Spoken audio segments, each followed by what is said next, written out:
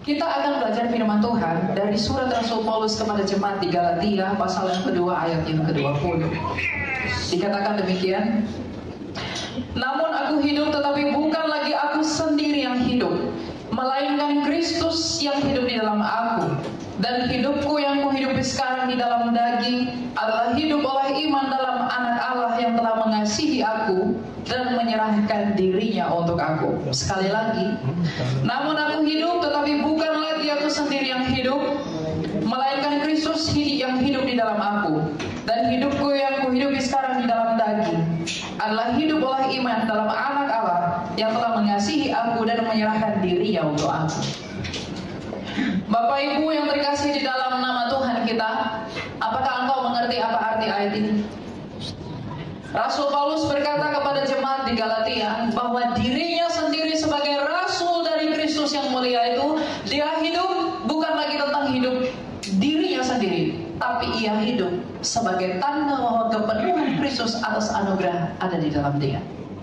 Dan tentu tidak hanya perkataan itu saja, tapi ia menunjukkan bagaimana sebenarnya Kristus itu ada di dalam hatiku, bagaimana Tuhan itu berperkara di dalam aku, sehingga Kristus yang mulia yang kulayani di dalam penginjilanku itu nampak dari kerendahan hatiku melalui pelayananku kepada Rajaku itu. Maka dengan demikian, meskipun kita hidup di dalam daging selama di dunia ini, tapi itu cara hidup yang demikian itu adalah hidup oleh iman dalam anak Allah yang telah mengasihi dan menyerahkan dirinya. Jadi setiap orang percaya, setiap orang yang mengaku dengan mulutnya dan juga dengan hatinya bahwa Kristus adalah Tuhannya, maka ia tidak punya alasan untuk tidak melibatkan Kristus menjadi bagian dalam hidupnya. Amin. Lalu ketika dipertanyakan apa makna ketika saya mengatakan bahwa Kristus harus melibatkan, Kristus harus saya libatkan dalam hidup saya, Tuhan harus bertata dalam hidup saya percaya kepada Dia yang menyelamatkan saya, apa arti dari semuanya itu? Apakah kita berpikir bahwa saya ingin mendapatkan sesuatu, saya ingin memperoleh sesuatu, maka saya datang kepada Allah, saya datang kepada Dia, maka saya sedang melibatkan Kristus, saya sedang melibatkan Tuhan dan Raja saya. Ketika saya ingin melakukan apapun yang saya lakukan, itu baik, tapi bukan itu poinnya.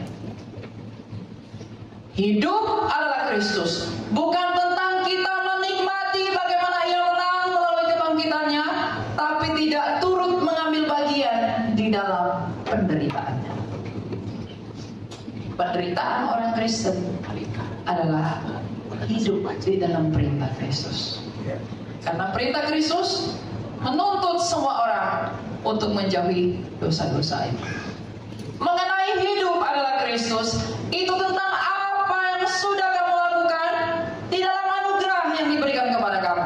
Mungkin di sini ada pendeta, ada penyanyi, ada pejabat, ada anak muda, ada UR, ada orang yang duduk di bagian manapun. Ketika engkau pada hari kematianmu berhadapan dengan tahta suci pengadilan Kristus, dan Ia bertanya kepadamu, wahai engkau anakku, aku telah mengaruniakan engkau sesuatu, aku telah melimpahi engkau karunia, aku telah memberikan engkau privilege, aku telah memberikan engkau apa yang diberikan oleh hatimu, tapi sekarang apakah yang telah engkau perbuat bagiku? Jangan berpikir bahwa aku begitu diberkati oleh Allah, aku begitu dikasihi oleh Allah. Memang Dia mengasihimu apapun keadaanmu, tapi masalahnya apakah engkau mengasihi Dia? Kasih Allah tidak pernah berubah sekalipun engkau jahat. Karena kalau Dia berubah, Dia bukan lagi Allah. Tapi ketika engkau jahat, kasih mulai yang berkurang. Tapi ketika engkau semakin taat, kasih mulai yang bertambah. Kasih Dia tidak pernah berubah. Maka bayangkanlah dalam hatimu, pikirkanlah dalam pikiranmu, dan renungkanlah di dalam jiwamu yang paling dalam. Allah telah mengaruniakan sesuatu dalam hidupku, Ia telah memberkati aku dengan segala sesuatu yang ada padaku. Maka sekarang pertanyakanlah hal yang paling penting dalam hidupku. Apa yang sudah engkau lakukan bagi Tuhanmu itu? Ketika engkau berhadapan dengan pengadilan Raja yang tak berkebinasan itu, dengan kemampuan apakah engkau akan menjawabnya? dengan hal apa engkau akan berani menatapnya? Ada begitu banyak orang ketika mengenali Tuhan, dia seperti mengenali sesuatu yang hanya menyenangkan dirinya, tapi dia tidak mengerti bahwa mengenali Tuhan adalah mengorbankan dirinya sendiri untuk melepaskan dosa-dosanya,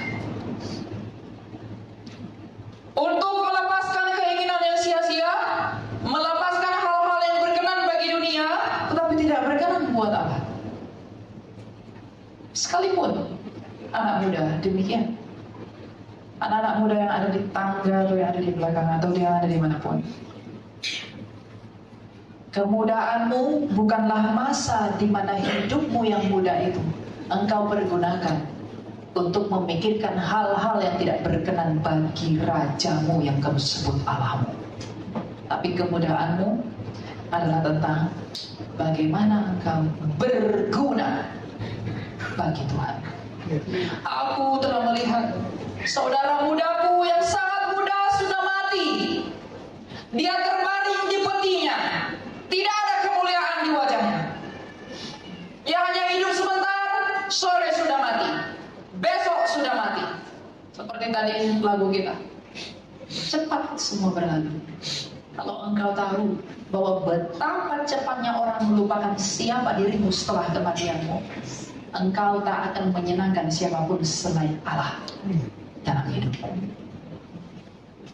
Pertanyaannya sekarang, menurut surat Rasul Paulus kepada jemaat di Galatia ini, hidupku adalah Kristus. Dan hidup Rasul Paulus dengan berkata bahwa hidupku adalah Kristus, ia menunjukkan itu melalui buah pelayanannya dengan kerendahan hatinya, tunduk, taat, berjuang, dan bertanding di hadapan Kristus. Sehingga ketika ia mati, ia berkata, aku telah menyelesaikan pertandinganku dengan baik. Yang dengan demikian, dengan maksud yang sama, ia menyenangkan hati Allah. Sekarang pertanyaannya, apakah kita sudah menyenangkan hati Allah? Melalui hidupmu, melalui ucapanmu, melalui kekayaanmu, melalui jabatanmu, melalui uangmu, melalui talentamu, dan apapun yang ada padamu. Karena tak satu dinar pun yang tak dituntut oleh Allahmu kepada engkau di pengadilannya. Karena sejatinya, jikalau engkau dan saya yang adalah orang berdosa mengaku bahwa kita adalah orang-orang yang turut dibebaskan oleh Mesias itu, maka kita akan berguna sebagaimana Kristus telah berguna buat kamu. Pikirkan hal ini. Jadi jangan datang ke gereja, Tuhan berkati itu lumbung-lumbungmu semakin besar. Lumbungmu semakin besar, engkau tidak semakin berguna, itu tak berguna. Aku diberkati, aku mendapatkan ini, mendapat. Untuk apa engkau peroleh semuanya itu kalau kamu tidak menjadi sarana kemuliaan Allah? Ya, amin. Jadi kekayaan orang Kristen bukan tentang apa yang ada padamu, tapi tentang apa? Apa yang dihasilkan oleh hati. Sebab hikmat Amsal 4 ayat 23 berkata, jaga hatimu dengan segala, karena dari situ terpancar apa? Kehidupan. Jadi kalau hidupmu mau benar, hidupmu mau sesuai dengan keinginan Tuhan, perbaiki hatimu agar buah hidupmu terlihat dengan benar. Karena untuk itulah saya dan kamu dipakai. Betapa mulianya salib Tuhan kita, betapa mulianya pengorbanannya Dia. Ketika Ia naik ke atas kayu salib, Ia bukanlah raja yang ditinggikan di atas tahta. Dia adalah raja yang ditinggikan di atas kayu salib. Dia bukanlah raja yang dimahkotai dengan emas. Dia adalah raja yang dimahkotai dengan duri. Ia bukanlah raja yang membawa pedang. Ia raja yang membawa kaki-kaki paku di dalam tangan dan juga kakinya itu. Ia adalah raja yang tidak duduk di atas tahta dunia ini, sebab Ia sendiri telah berkata, kerajaanku bukan dari dunia ini. Kalau engkau adalah bagian dari kerajaan Dia yang tidak dari dunia ini, maka pikiranmu, pikiranku tidak seharusnya pernah menjadi sama dengan dunia. Amin. Jadi kalau engkau berpikir, aku diberkati Tuhan karena aku kaya, betul. Bukan susah payah yang buat kau kaya, tapi berkat Tuhan yang buat itu. Tapi masalahnya, kalau kamu kaya, kalau kamu kuat, kalau kamu bijaksana, untuk apakah itu engkau pergunakan? Kristus melalui para nabinya dan rasulnya, semua mendapat hal yang sama. 1 dinar, 1 perak. Kalau engkau tahu bahwa Tuhanmu begitu mengorbankan dirinya buat kamu, kalau saya tahu betapa besarnya kasih Allah telah menyelamatkan saya di dalam apa yang Dia telah lakukan bagi seluruh umat manusia, lantas tidakkah kita seharusnya bertanya kepada diri kita sendiri, inikah yang engkau inginkan, wahai jiwaku? Engkau lelah bekerja, engkau lelah mencari semuanya. Apa yang kau dapatkan? Kau punya banyak hal. Engkau disanjung oleh dunia. Engkau diperhatikan oleh manusia. Inikah yang kau inginkan, wahai jiwaku? Tanyakan pada hatimu, Bapak Ibu dan anak-anak muda. Apa yang diinginkan oleh hatimu? Itulah Tuhan. Apa yang diinginkan oleh hatimu? Kesitulah engkau pergi. Maka jaga hatimu. Jaga hatimu. Jaga hatimu. Kalau ingin hidupmu mencerminkan Kristus yang suci itu, yang telah menyucikan segala sesuatu, yang mengaku percaya kepada Dia melalui rahmat dari baptisan, maka kita pun sebagai orang-orang yang telah bersatu dengan Dia harus menunjukkan bahwa aku semakin hari semakin hidup menurut karakternya Dia. Jadi kalau ada kamu mengaku seorang Kristen, seorang percaya, tapi ada orang yang tidak makan lalu kamu tidak peduli, engkau lebih jahat. Ada orang membutuhkan bantuan, membutuhkan hatimu, membutuhkan topangan doamu, tapi engkau tidak melakukannya. Kristus mana yang kau ikuti? Seruan dari surat Galatia ini adalah seruan untuk pertobatan. Pertobatan bukan hanya tentang berubah dari kesalahan lalu menjadi baik, tapi pertobatan adalah mengarahkan pikiran-pikiran saya orang yang berdosa ini, bahwa saya mengakui Elia Mayer adalah orang yang paling berdosa, tetapi di dalam keberdosaannya kasih karunia Allah menaunginya, sehingga apapun yang dimampukan oleh Allah dalam hidupnya yang berdosa itu mendatangkan kemuliaan bagi nama Allah yang memberi karunia. Amin. Bukan kepada dirinya sendiri. Jadi apakah alasanmu, wahai manusia, untuk membanggakan dirimu? Perhatikan dalam doamu apa yang kau minta. Dalam doamu setiap hari apa yang kamu mau, apa yang kamu inginkan, apa yang kamu dambakan. Kita menangis, Tuhan saya sakit, sembuhkan saya. Tuhan saya lapar, beri saya makan. Tuhan anak saya begini, tolonglah saya. Tuhan saya begini, tolonglah saya. Kalau kita menangis untuk hal-hal seperti itu, apakah kita pernah menangis karena merenungkan pengorbanan Tuhan kita? Apakah kita pernah menangis untuk mengakui dosa kita? Apakah kita pernah menangis karena melihat pengorbanan Yesus Kristus? Penyebaran Injil di seluruh dunia memang begitu banyak, tapi tidak menutup kemungkinan, dan kita tidak menutup mata bahwa Injil yang diberitakan adalah Injil kemakmuran yang membuat kamu tidur. Tidak ada api di dalam hatimu untuk selalu mengerti, mengkoreksi siapa saya di hadapan Allah. Tapi kita melihat Allah sebagaimana dunia melihat Allah. Coba lihat Tuhan-Tuhan di luar daripada Kristus. Ketika mereka ingin mendapatkan banyak istri, mendapatkan banyak sahabat, mereka menciptakan Tuhan mereka sendiri menurut keinginan mereka. Ketika mereka membuat kekayaan, mereka mendatangi dewa-dewa. Ketika mereka mendapatkan kemasyhuran, mereka datang kepada dewa-dewa di Mesir. Ketika mereka ingin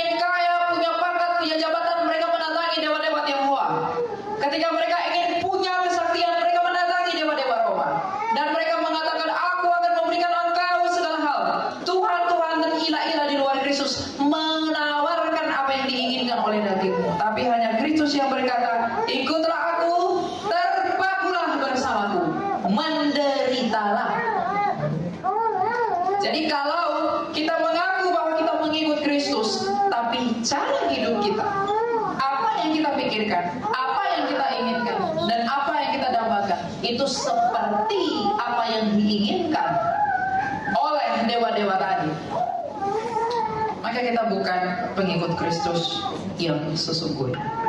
Dan kuncinya adalah dari hidupku yang kuhidupi sekarang di dalam daging adalah hidup oleh iman di dalam Anak Allah yang telah mengasihi aku dan menyerahkan dirinya untuk aku.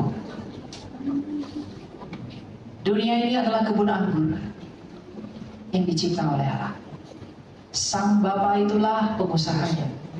Yesus Kristus itulah pokoknya.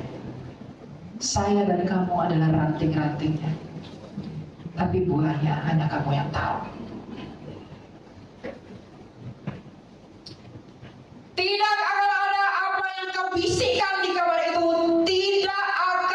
tidak disingkapkan. Apa yang kau sebutkan, yang kau ketik di dalam HP-mu, itu akan ditampilkan di pengadilan Tuhan.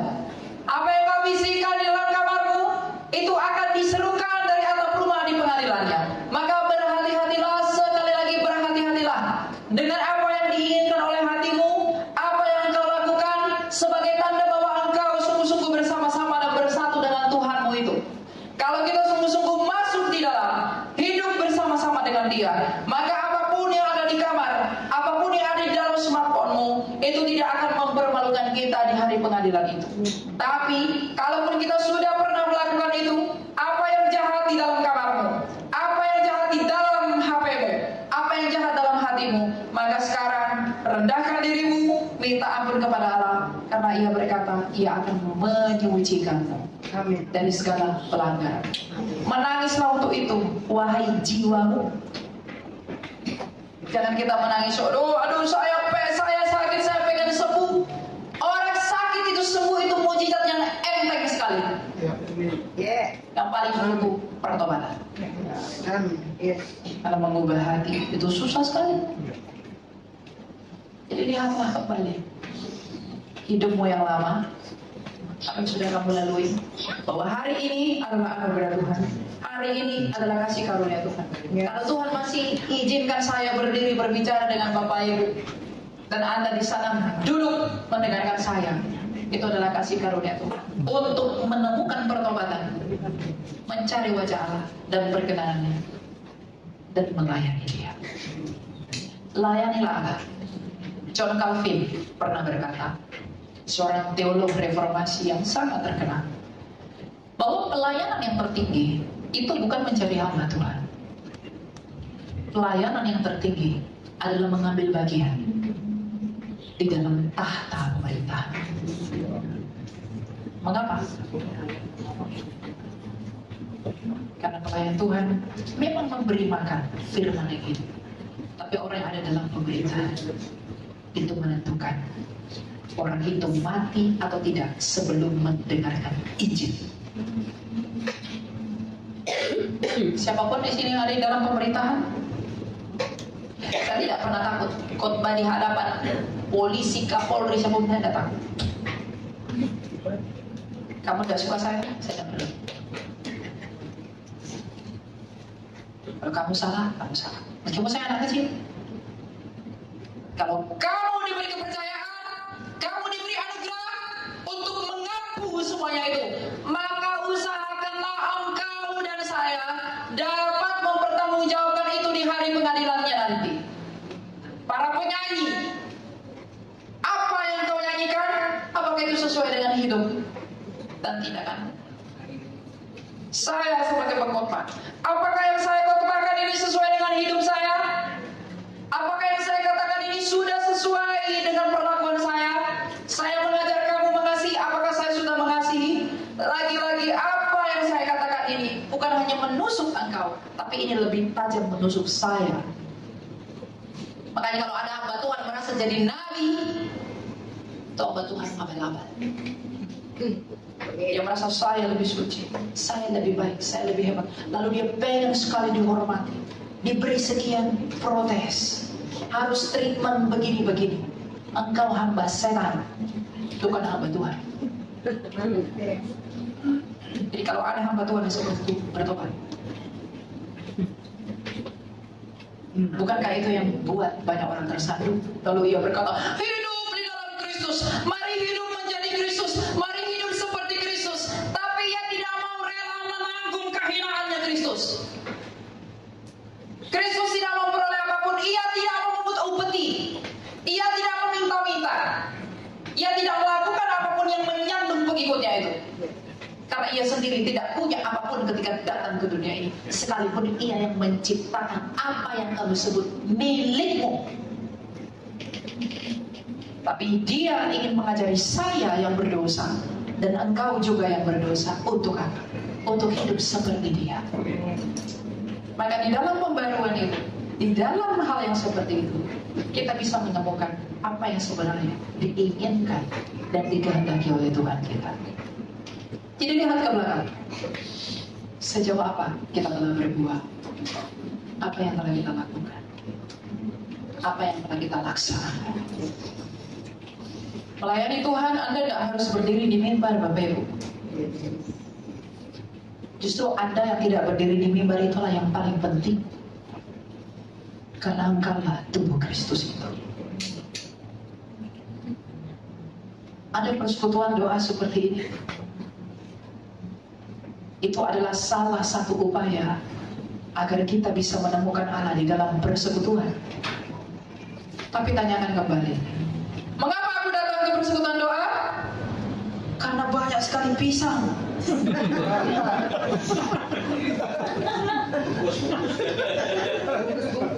Keluarga Birawa kalau datang buat persekutuan banyak sekali kue, jadi saya pengen datang. Itukah tujuan hatimu datang? Oh, ada Pak Victor Mutabara, penyanyi, saya akan datang. Ada penyanyi, saya akan datang. Saya mau foto. Itukah yang diinginkan oleh jiwamu? Itukah yang didambakan oleh jiwamu? Mengapa engkau meletakkan harapanmu? Mengapa engkau meletakkan dambaanmu pada segala sesuatu yang dapat rusak dan usang? Mengapa engkau melekatkan hatimu kepada sesuatu yang dapat binasa? Ketika gempa bumi datang, lenyaplah ia. Hidup kita ini seperti apa? Seperti serbuk di atas bunga. Ketika angin datang menghampirinya, ia tidak terlihat lagi. Ia sudah pergi entah kemana. Saya kemarin ketika pulang dari pelayanan, di perjalanan saya melihat ada orang tabrakan. Dia terbalik, lalu sudah meninggal. Saya menangis, saya berpikir ternyata hidup ini singkat sekali. Lalu mengapa ada orang sifatnya masih seperti langit? Sangat singkat. Jadi kalau kita mengerti hidup ini singkat, tidak akan ada yang akan engkau senangkan selain Allah. Senangkan hati Tuhan. Bagaimana cara saya menyenangkan hati Tuhan? Tumbuhkan cintamu kepada Dia. Suami istri, suaminya berkata kepada istrinya, saya sangat menyayangimu, saya sangat mengasihimu. Apapun yang diinginkan istrinya ini dituruti oleh suaminya. Kenapa suaminya melakukan apa yang diinginkan oleh istrinya? Karena cintanya yang besar. Istrinya bilang, saya pengen liburan, saya pengen makan ini, saya pengen dapat ini, saya pengen itu. Suaminya berusaha melakukan itu semua karena apa? Karena cinta. Seandainya jika engkau mencintai Kristus dengan hal yang sama, engkau akan melakukan apa yang Dia mau. Sebab Kristus sendiri berkata, jikalau engkau mengasihi aku, engkau akan melakukan perintah. Perintahnya Dia, kasih. Ujungnya ini kepada kasih, Bapak Ibu. Apakah engkau sudah mengasihi dirimu sendiri dengan menggantungkannya kepada Kristus? Mengasihi dirimu sendiri bukan tentang aduh aku melakukan ini, melakukan itu biar aku dapat ini. Bukan.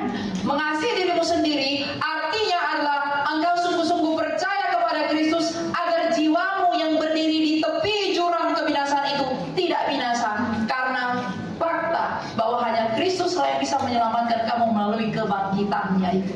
Amin. Bentar lagi malam kita mau Paskah, kita akan memperingati bahwa Kristus akan bangkit dan semua orang akan berseru, kemuliaan bagi kebangkitanmu ya Kristus. Semua akan berkata seperti itu. Tapi apakah kita sudah merenungkan apa makna dari kebangkitan itu? Kristus telah bangkit, itu tidak akan berlaku bagi orang yang tidak mau dibangkitkan. Kristus yang telah bangkit adalah upah dari ketaatannya kepada Bapaknya di dalam penderitaannya untuk hidup menurut apa yang Bapaknya kehendaki. Maka jikalau kita ingin bangkit, jikalau ingin kita memperoleh hidup sama seperti Kristus telah hidup, maka ambil bagian di dalam Dia. Ambil bagian di dalam apa? Bukan hanya dalam ucapan, tapi dalam tingkah. Mengasihi Allah dengan melakukan apa yang Dia mau, mengasihi manusia dengan menolong tanpa pandang bulu. Mau dia miskin, mau dia kaya, mau agamanya apapun, dari keluarga apapun, tolonglah dia. Tapi yang terpenting dari semuanya itu, jikalau kita berbuat baik, tapi tidak mewartakan Kristus di dalam, maka perbuatan baik itu hanya bagi kemuliaan namamu saja. Tapi jikalau engkau dan saya berbuat baik, lalu saya mewartakan Kristus di dalamnya, mereka akan mengagungkan dan memuliakan Kristus yang mendasari itu. Amin. Jadi lakukan semuanya untuk siapa? Kristus. Untuk Tuhan. Amin. Saya memang mudah mengatakannya, tapi saya pun harus mengevaluasi diri saya. Apakah saya sudah melakukannya? Kalau saya demikian, maka Anda pun terlebih-lebih lagi harus demikian. Amin. Berkati semua orang. Berkat itu bukan tentang uang. Kamu kasih uang 100 juta sama orang, kamu biarkan dia hidup di dalam kesesatannya, tidak berguna, maka kamu fasilitasi dia melakukannya. Yang terpenting adalah nasihat dan didikan. Orang tua, di sini banyak orang tua, oma-opa. Saya anggap orang tua saya sendiri, karena saya masih anak-anak. Sebenarnya orang tua dibutuhkan mendidik anak-anaknya untuk bisa hidup menurut apa yang kita sudah ajarkan. Dan anak-anak muda pun jangan memberikan dirinya untuk ditelan oleh filsafat yang kosong oleh dunia ini. Kekosongan pikiran-pikiran dunia ini membuat anak-anak muda zaman sekarang, "Enggak apa-apa, mari saya hidup menurut dunia. Saya menyenangkan diri saya, style ini itu. Enggak perlu pentingkan tentang imanmu. Enggak perlu memupuk imanmu. Enggak perlu engkau bertumbuh di dalam iman yang sejati. Enggak perlu engkau membentuk imanmu seperti batu karang dan besi yang ditajamkan. Enggak apa-apa, asal aku datang ke gereja, aku pakai baju bagus, aku ketemu teman sambil cari cewek, cari cowok, melakukan ini dan itu segala macam." Kalau pikiranmu hanya pada hal itu, engkau tak mengerti apa arti Kristen itu. Arti Kristen itu mengikut Kristus. Kristusnya itu apa? Yang seperti apa? Harus demikianlah kamu yang mengikuti dia. Kalau bosmu itu di perusahaan A, maka kamu pun harus di perusahaan A. Kalau komandanmu di tempat tertentu, maka engkau pun harus di dalam tempat itu. Kalau Kristus yang adalah komandanmu, maka engkau harus juga masuk sebagaimana Kristus telah masuk kepada kehidupan yang Dia mau. Ubah hatimu. Semua itu tentang hati. Kemana hatimu pergi? Ke situ Tuhan. Pikiranmu, tapi hati yang terpenting. Karena hati ini adalah sumber dari semua tindakan. Pikiran ini hanya menerjemahkannya secara lahiriah, tapi sesungguhnya hati adalah sumber segala tindakan. Jadi perbaiki itu. Ya, saya menyatakan ini sekali lagi kepada Bapak Ibu, bukan karena saya telah sempurna di dalam Allah melakukan semuanya, karena hidup ini perjuangan. Rasul Paulus pun berkata dia berjuang, apalagi saya. Tapi setiap orang yang mau berjuang, itulah yang akan diselamatkan. Kenapa? Bukan karena kesempurnaan perjuangan, tapi karena niatmu di dalam perjuangan itu. Dan ketika engkau mati, Kristus sendiri yang akan menyempurnakan itu. Jadi berjuanglah. Oma opa berjuang dalam Tuhan. Ibu bapak ibu berjuang dalam Tuhan. Anak-anak muda berjuang dalam Tuhan. Tidak ada gunanya saya berkhotbah di sini. Tidak ada gunanya kamu menyanyi Tuhan Yesus baik, berdoa apa segala macam. Kalau tidak ada kasih dalam hidup saya, itu seperti gong yang beri kecil, tidak ada arti. Jadi saya mengajak Bapak Ibu untuk melihat kembali, apakah hidupmu saat ini? Apakah hidup kita sudah seperti Rasul Paulus, bahwa bukan dia lagi yang hidup, tetapi Kristus yang hidup di dalam dia? Kita dengan bangga mengatakan, saya orang diselamatkan, saya orang percaya kepada Kristus. Tapi apakah hidupmu sudah memang bersatu dengan Kristus melalui tindakanmu, melalui sikapmu, melalui pikiranmu, melalui apapun yang ada padamu? Apakah sudah demikian? Ranting yang berbuah manis adalah ranting yang tercakap kepada pokok anggur yang adalah Kristus sendiri. Tidak mungkin ranting menghasilkan buah yang manis kalau Kristus sendiri tidak menjadi pokoknya. Kalau buah pokok anggur itu manis, maka yang dipuji-puji adalah pohon anggur itu. Betapa baiknya pohon anggur ini menghasilkan buah yang baik. Ya, tidak akan memuji ranting itu. Jadi kalau kita orang Kristen menghasilkan buah-buah yang baik, itu bukan untuk kemuliaanku, tapi untuk kemuliaan Kristus yang adalah pokok anggur itu. Sebab aku hanyalah rantingnya saja. Jadi kalau kita berbuat baik untuk kemuliaan diri kita sendiri, engkau bukan ranting, engkau semak belukar. Karena semak-semak itu menyakiti orang lain untuk kepentingan dirinya saja. Dan hidupku yang kuhidupi sekarang di dalam daging adalah hidup oleh iman dalam anak Allah yang telah mengasihi aku dan menyerahkan dirinya untuk aku. Kalau Kristus telah menyerahkan dirinya untukmu, Kristus telah berseru di atas kayu salib, Eli, Eli lama sabachthani, tetelestai, mengapa engkau meninggalkanku? Aku memberikan nyawaku bagi dunia ini. Kalau Kristus telah berseru demi kamu dan saya yang amat berdosa ini di atas kayu salib di Kalvari, maka apakah kita sudah melakukan hal yang sama demi Kristus? Kita menangis-nangis minta ampun nama Tuhan, kita nangis-nangis meminta ini itu, tapi kita tidak pernah menangis membayangkan siapa kita di hadapan Allah. Kita begitu berani memamerkan apa yang ada pada kita. Kita bangga, saya punya ini, saya anak si Anu, saya punya ini, saya punya itu, saya begini dan lain sebagainya. Tapi kau tidak pernah bangga punya Kristus. Apakah Anda, Bapak Ibu, pernah malu untuk bersaksi tentang Dia? Padahal tertulis dengan jelas bahwa kamu dan saya dipanggil untuk menjadi saksi ke seluruh dunia demi nama Dia. Sebagai penutup, saya hanya mengatakan, pikirkanlah apa yang akan kamu katakan di pengadilannya nanti. Pengadilan Kristus itu menakutkan. Sekali lagi, menakutkan. Jikalau ada orang yang menertawakan imanmu, doakanlah dia, sebab dia tidak akan bisa tertawa ketika berhadapan dengan raja yang tak berkebinasan itu. Ketika Kristus menuntut karunia yang Dia berikan kepada kita, lalu kita hendak melakukan apapun, apa yang akan kita jawab? Roma 2 ayat 16 dikatakan, segala sesuatu akan tampak pada hari bila mana Allah melalui Kristus menghakimi segala sesuatu. Maka sekarang pertanyakanlah di dalam hatimu, pertanyakanlah di dalam pikiranmu, apa yang sudah kamu lakukan? Apa yang akan dipertanggungjawabkan di hadapan tahta pengadilan Tuhan? Apakah memang hidupku sudah berguna bagi Dia? Atau memang hidupku hanyalah aku, bukan hidupku adalah Kristus? Tapi kalau hidupmu adalah Kristus, maka tidak ada lagi penghukuman bagi orang yang percaya. Amin. Jadi, renungkanlah. Saya tidak menakut-nakuti Anda dengan berkata seperti ini. Tapi saya mengajak Bapak Ibu untuk kembali melihat nilai, esensi, arti menjadi Kristen itu apa. Kita tidak butuh jumlah pengikut yang banyak. Lebih baik sedikit tapi gandum daripada banyak tapi ilalang.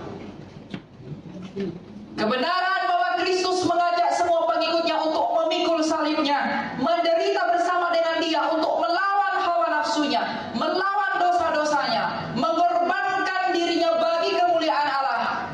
Kalau itu mengganggu banyak orang Kristen, lalu tidak suka kepada Kristus, bahkan kalau kita hanya menjadi 12 orang saja dari 3 miliar di semesta ini, itu tidak pernah menjadi masalah.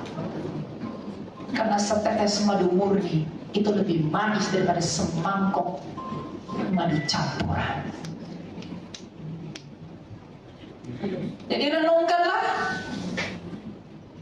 lihatlah kembali ke dalam hati. Apa yang sudah saya lakukan bagi Tuhanku? Aku bersujud minta ampun. Aku sujud datang kepada Tuhanku. Setiap hari aku datang. Tapi apakah yang sudah kulakukan bagimu ya Allah? Aku engkau berkati, aku engkau karuniai. Tapi apakah aku peduli pada pekerjaanmu?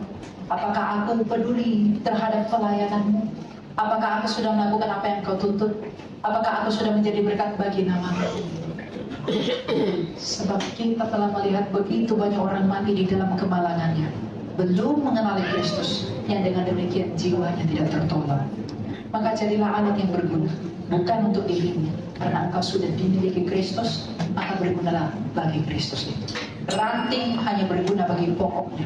Ranting tidak pernah berguna bagi dirinya sendiri, karena ranting ketika dia terpisah dari pokoknya, dia sudah mati. Maka kita sebagai ranting-ranting, kalau kita tercangkok kepada Kristus, hasilkanlah buah-buah yang baik. Amin. Buah-buah yang benar. Amin. Orang tua, Bapak Ibu yang kami sayangi, kami sebagai anak-anak muda, kami mengharapkan Bapak Ibu untuk tetap setia dan konsisten mendoakan anak-anak. Yes. Mendoakan semua apa yang ada di bawah yang dilahirkan dari Anda, yang didatangkan dari Anda. Karena doa-doa Anda itu menolong bagaimana hati kami disyafaati kepada Allah, agar kami setiap hari selalu di dalam pertobatan yang benar. Amin. Anak-anak muda ini tidak dapat hidup sebagaimana ia hidup di dalam kesendiriannya, tapi ia butuh bimbingan dari orang tua. Jadi kalau orang tua tidak mengasihi anaknya, maka Kristus yang adalah kepala gereja itu akan menuntut kamu. Mengapa engkau punya anak, tapi engkau tidak membawa dia kemana? Yang belum punya anak, berdoalah kepada Tuhan agar Ia mengaruniakannya kepada. Tidak ada yang mustahil bagi Allah. Dan kalau engkau mengaku dosamu di hadapan Allah, engkau memintanya dengan sungguh-sungguh, Ia akan menunjukkan kemuliaannya kepadamu tanpa sebab lawan. Buat anak-anak muda, rendahkan hatimu. Buang semua pikiranmu yang tak berguna yang datang dari hantu dan setan-setan yang berkata bahwa Kristus tidak penting. Aku tidak perlu membawa jiwa kepada Tuhan. Aku tidak perlu percaya sungguh-sungguh. Aku tidak perlu melayani Allah. Aku hanya perlu hidup, minum, nikmati liburan, sekolah, dan sebagainya. Cari uang sebanyak-banyaknya. Ketika engkau sudah mendapatkan uang yang banyak, kau mati, kemana kamu akan pergi? Wahai anak-anak muda. Anak-anak muda sekarang banyak meninggalkan Yesus. Itu karena tidak mengerti mengapa Ia ada, mengapa Ia hidup, mengapa Ia masih bernapas, mengapa Ia masih hadir di tengah-tengah kita. Anak-anak muda banyak memiliki pikiran yang sia-sia karena ia tidak merendahkan dirinya. Ia tidak mengenali siapa dia. Kalau kamu tidak mengenali siapa dirimu, maka engkau tidak mungkin mengenali Allah. Sebagaimana Kristus mengenali siapa dirinya di dalam perendahannya di hadapan Bapaknya, maka ia mengenali kehendak Bapaknya. Sebagaimana para rasul merendahkan dirinya untuk mau mengenali dirinya di hadapan Kristus yang adalah Tuhan dan Rajanya itu, maka ia juga berbuah demikian. Jadi tanpa pengenalan akan dirimu sendiri, engkau tidak akan bisa mengenal Allah. Wahai anak-anak muda, engkau kuat, tapi semangatmu tua sekali. Engkau tidak mau bekerja bagi Allah. Engkau punya titel, engkau joget-joget, menari-nari untuk menarik pengikut, menari-nari agar engkau dipuji. Wah, betapa tampannya, betapa moleknya dan lain sebagainya. Tapi engkau tidak pernah melakukannya buat Tuhan. Engkau sungguh bersemangat ketika engkau mendapat pujian dari manusia. Bukankah dengan cara seperti itu engkau harusnya merenung betapa bersukacitanya Allah kalau aku mendatangkan pujian bagi namanya? Kalau engkau sendiri suka dipuji, terlebih-lebih lagi Allah begitu suka kalau dipuji. Maka gunakanlah hidupmu dalam kemudahanmu itu untuk menjadi alat puji-pujian buat Allah. Kalau anak muda tidak sadar hal ini, lihatlah betapa banyak orang muda sudah mati. Ingat kematianmu selalu. Memento mori. Oh, saya masih muda, saya harus nikmati dulu, saya harus begini dulu. Tidak ada begitu. Kematian itu seperti hujan yang membasahi bumi. Dia tidak melihat tanah yang di bawahnya, tidak peduli dia. Mau tanah tinggi, tanah rendah, ada rumput kering gersang. Jatuhkan semua air ke bawah. Kematian itu pun merenggut semua orang tanpa pandang bulu. Maka ingatlah setiap hari bahwa besok kamu sudah tiada, agar sekarang waktu yang saat ini kamu gunakan berhati-hati untuk hidup kepada Allah. Amin. Jadi Bapak Ibu, renungkanlah apa yang telah kamu lakukan bagi kemuliaan Allah, agar engkau bisa mempertanggungjawabkannya di hadapan pengadilannya Dia. Saya berdoa agar tak satu pun dari kita yang tertolak. Amin. Saya berdoa agar Tuhan di dalam kuasa kebangkitannya yang mulia itu turut juga membangkitkan saya dan kamu, bukan untuk memperoleh penghukuman, tapi untuk memperoleh kuasa surgawi sebagaimana Ia telah memperolehnya. Amin. Karena ada tertulis setiap orang percaya tidak akan memperoleh penghukuman. Saya berdoa agar Tuhan tidak melupakan satu pun orang di tempat ini dari buku kehidupannya. Amin. Karena kau menikmati banyak sekali pisang di sini, banyak kue di sini. Ini enak semua, handmade. Tapi dalam perjamuan surgawi, kau tidak akan pernah bisa membayangkannya. Tabunglah pengharapanmu senantiasa demi hidup yang Dia janjikan itu. Bukan ini semua yang bisa dimakan rayap, tapi demi kekekalan yang akan kita peroleh. Berbahagialah orang yang percaya meskipun tidak melihat. Berbahagialah orang yang miskin, karena mereka lah yang mempunyai. Miskin di sana bukan berarti kau tidak bisa punya uang. Karena kata Yunani miskin di sana itu artinya miskin rohani, yang artinya dia selalu mengaku kepada Tuhan dia nggak bisa berbuat apa-apa tanpa Allah. Begitu. Kata si Elian, miskin, tidak usah aku punya uang, ku juallah rumahku, ku jual semua yang. Bukan begitu. Miskin di hadapan Allah itu artinya adalah engkau mengakui engkau bukan siapa-siapa di hadapan Allah.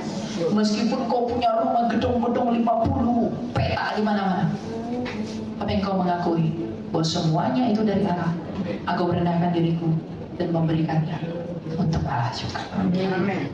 Karena nama Allah yang terberkati dari hidup setiap kita. Tuhan memberkati.